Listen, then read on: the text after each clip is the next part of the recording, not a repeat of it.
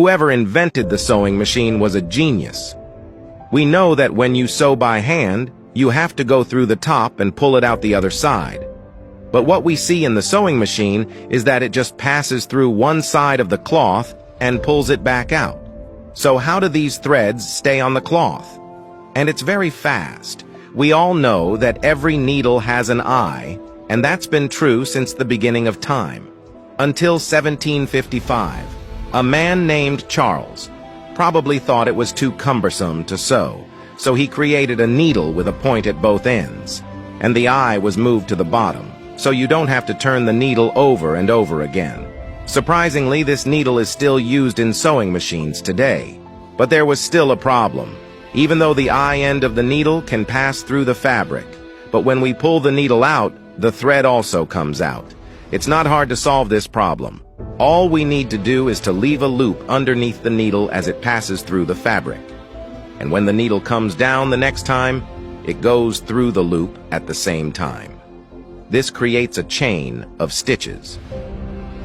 This technique is called chain stitch. It's one of the first types of sewing machines. But how do you keep the loop underneath the machine?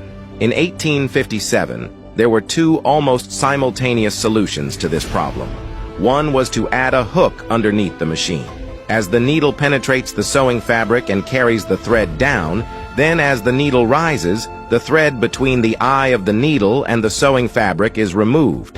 Then as the needle rises, the thread between the eye of the needle and the sewing fabric becomes shorter and forms a small raised bundle. At that exact moment, the sharp hook catches the raised bundle of thread and pulls it into a loop. And as the needle comes down, the hook moves back, and the needle goes through the loop. And then as it moves up, the bundle bends again. The process repeats itself. The other design is much the same. Only the hook is designed to rotate. This hook was used in over 80 models of sewing machines. But there was another problem. The problem was that if one of the hooks became loose, the whole seam would fall off easily. To solve this problem, an extra thread was added under the sewing machine. This thread is connected to a bobbin needle. When the needle goes through the fabric, the bobbin also passes through the blue loop and crosses the two threads together. When the needle returns, it creates a lock stitch. This solves the problem of unraveling the thread. The bobbin is then modified into a bobbin. By rotating the bobbin, a lock stitch is formed. From this point on, the sewing machine sewing method was basically fully developed. But there was still one problem to be solved. How could the fabric move on its own? In the early days of the sewing machine, the fabric had to be moved manually after each sewing. In addition to the lack of efficiency, the stitch spacing was not always the same.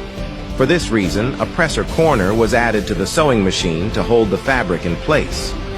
Underneath the fabric is a metal plate that looks like a scrubber. When the needle is withdrawn, it moves back a little.